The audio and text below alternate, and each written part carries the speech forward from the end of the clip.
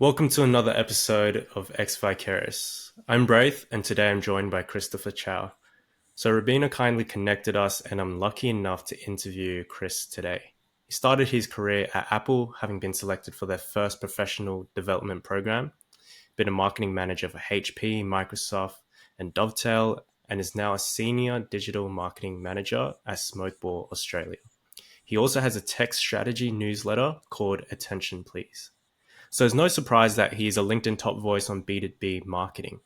And a really cool challenge he gave himself recently was posting a LinkedIn video every day for 30 days. Each day, his videos just kept getting better, and the last couple have gotten hundreds of engagements.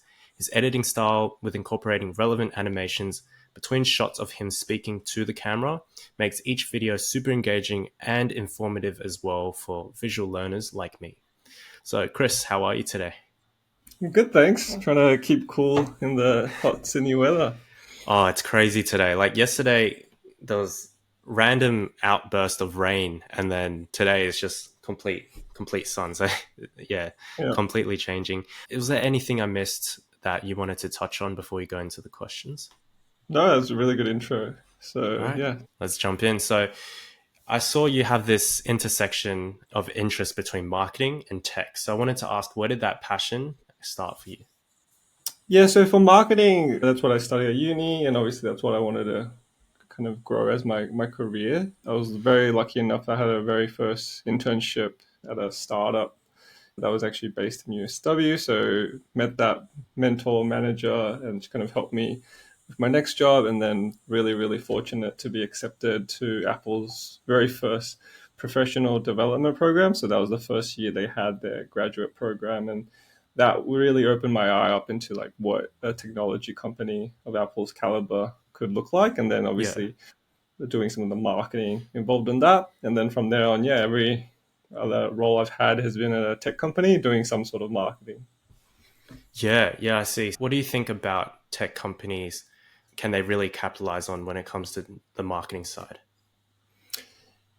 I think for me, it's just this part of it's about scale. So if you Mm, think about a lot of these technology companies, how they've achieved all their success is through scale. So on the software side, if you think about companies like LinkedIn, TikTok, it's really about how can you reach as many people as possible. yeah, On the same side, for hardware, that's the same thing, right? How do you reach, what billions of people with Apple or Android devices? Like it's a lot about the scale and that impact that can have. There are plenty of other industries where there's a lot of money, a lot of revenue, a lot of success there. But for me, it's really about that scale, and that's what really drew me to tech companies. yeah. So you mentioned TikTok and LinkedIn a bit, and I read one of your pieces about TikTok and how they just remove friction, and that's what gets people to stay on the platform as long as possible, right? So what now that LinkedIn is leaning more into short form video, what aspects of TikTok's removal of friction do you think LinkedIn can actually adopt and that it will actually be beneficial?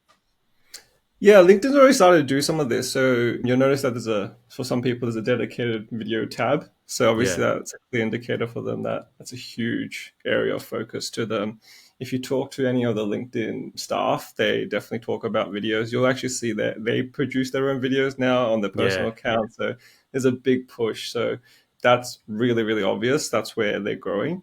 On kind of the paid advertising side is really interesting because having run paid advertising on LinkedIn for a little bit now, you will see that there's a misconception for people when they're thinking about paid advertising on LinkedIn. It's really expensive, and your cost per click are like $5, $10. But what I found really powerful is if you use video, your cost per video view is actually quite low. I've gotten right. it down to like 20 cents, sometimes like 5 cents. And you think Yeah. about the impact of a video view versus a click, it's like, well, sometimes a video is more powerful. So there's a lot Mm, of ways that LinkedIn is investing in video. So I think for any creator that's on LinkedIn, thinking about video is probably where you should go towards. In terms of the friction question that you mentioned earlier, I think where it's a little bit harder is that TikTok is a video platform, so they do have kind of the tools that you can really use already in a video editing software. Whereas LinkedIn, you're mainly depending on external tools to then upload onto LinkedIn. Yeah, yeah, I see. And you mentioned paid ads on LinkedIn. Does it look any different when you see a paid ad video versus a normal video?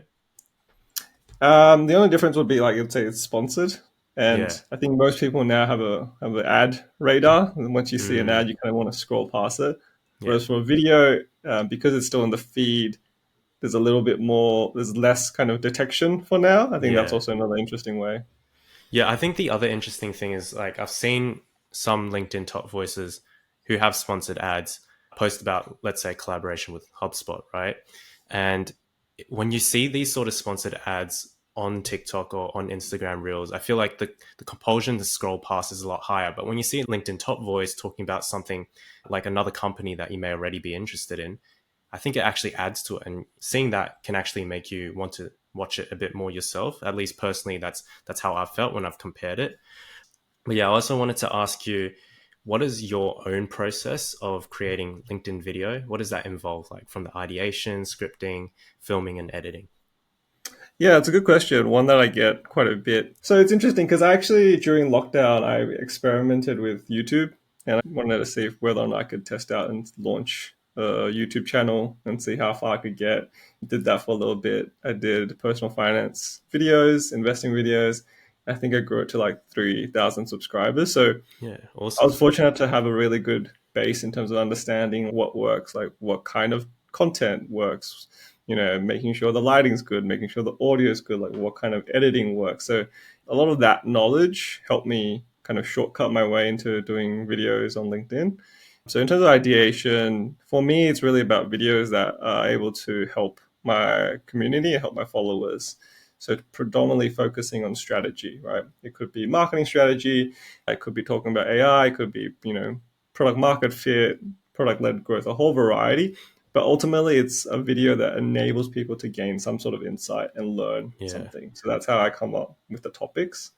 In terms of the actual execution, I really like to batch everything because I found batching is the secret to content creation. So in one go, I'll write up a script for like 2 or 3 videos, then I'll film 2 or 3 videos, then I'll edit 2 or 3 videos, Right. and that way I have a backlog. I can schedule everything, and everything's ready to go. Because I think the worst thing you can do is try to do one video every few days, and then you kind of lose the Mm. rhythm. You're not really into it, and then you're probably not going to make that many videos. Yeah. So when you did that 30-day challenge, how many days ahead of time did you prepare videos for? Yeah, I think I roughly had like 20 videos ready to go Right. before I Right. published my first one. So again, a Yeah. little bit of, behind the scenes, but obviously that just sets me up for success, right? So it also helps because it refines your skill in terms of editing as you're going along, and you can figure out what works and what doesn't work. Yeah, so obviously, as you started posting, you were getting feedback from people watching those videos. Did you change anything about the ones you already prepared? Like change any edits or change any of the copy? Yeah, it was mainly the copy. What I noticed, I think some of the copy initially was very short. So then, one thing I know from YouTube is that the more copy you can put into the description, the generally the better the algorithm can figure out where to place your video and what kind of video it Right. is. And Yeah. that's something that I've used more and more in my LinkedIn videos. Like have as much copy that's relevant as I can. Because sometimes some people might not actually watch the video, but they might just leave it playing and just read Yeah. the copy. So that was one thing I changed. But yeah, overall, it's mainly just to have the experiment and see what I could learn from it.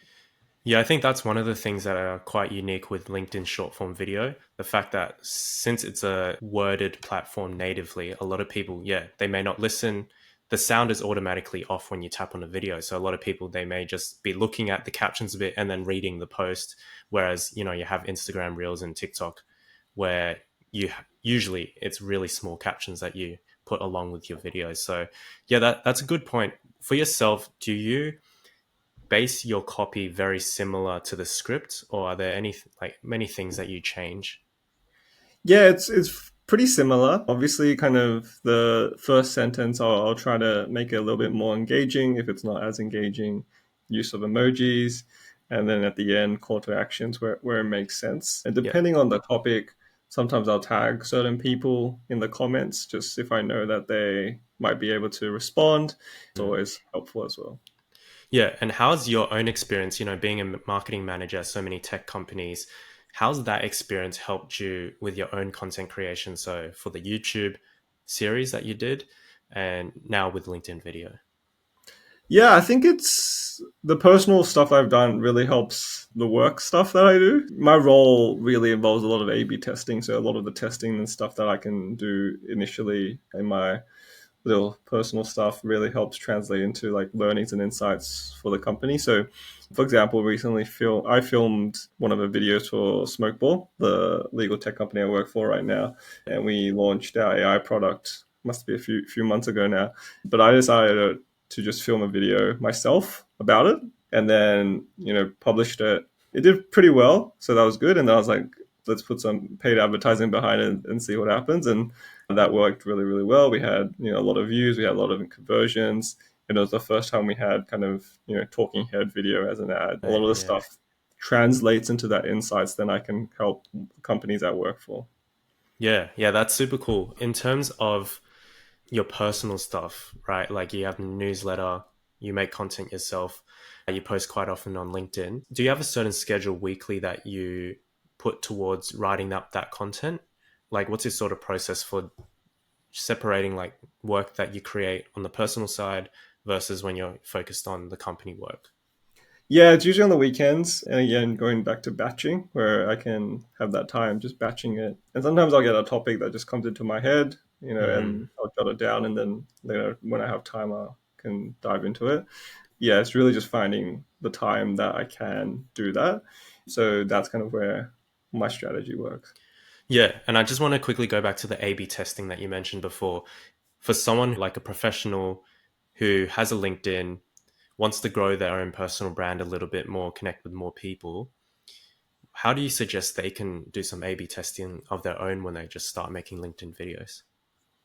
Yeah, I think like you just got to start, to be honest. Think about content that you're already producing elsewhere and how you can repackage that into a video. So maybe you already have a LinkedIn post that's mainly word based, but that's done really well. Could you turn that into a quick short video?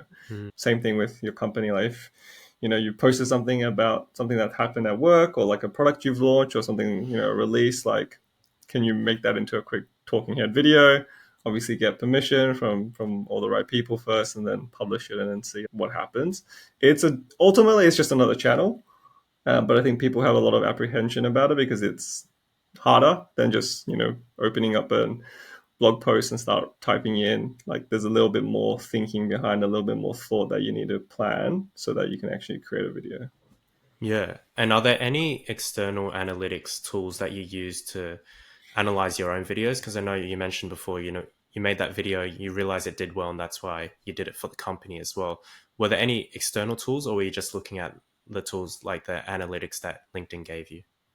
Yeah, it was native LinkedIn analytics. Yeah. So there's enough there that you can kind of figure out what's working, what's not working. For anyone who wants to do paid advertising on LinkedIn, that side of the analytics is quite robust.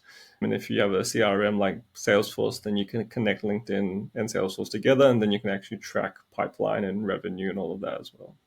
Yeah, awesome, awesome. All right, so I just wanted to jump to some quick fire questions now. The first one is, what's the earliest dream you remember having that stayed with you to this day? It's a dream that stayed with me.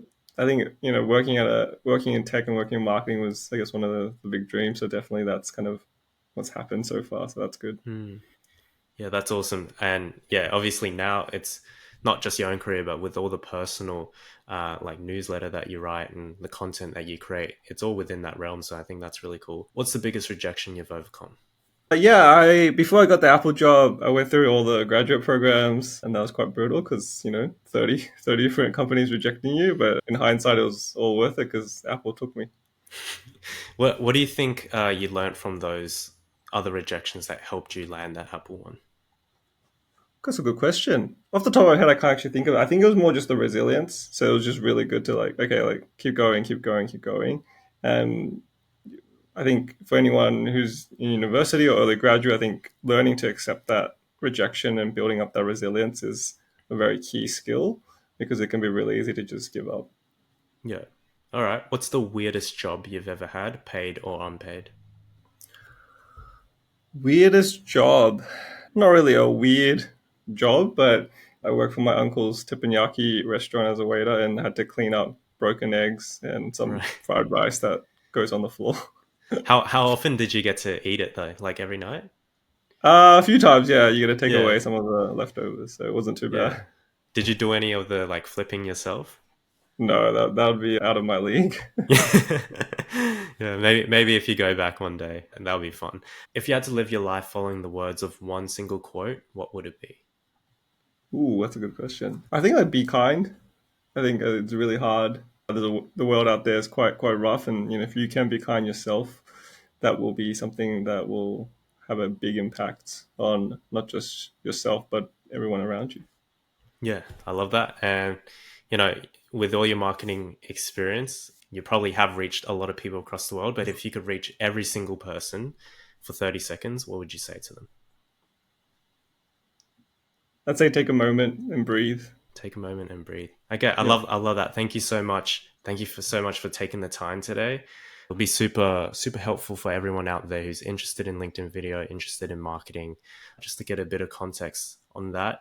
And yeah, for anyone who wants to see me continue interviewing people who are doing really well with LinkedIn video, doing really cool stuff in the space, founders and creators alike, feel free to like and subscribe to get more. So, Chris, was there anywhere you wanted to direct audiences, whether to get in contact with you, learn about your newsletter, your company, anything at all? yeah. Just follow me on LinkedIn. I'll post stuff, post videos. Hopefully, yeah, we'll see everyone there. Yeah, we'll keep the videos coming. Awesome. And thank you so much. And I'll see you later. No worries. Thanks for chatting.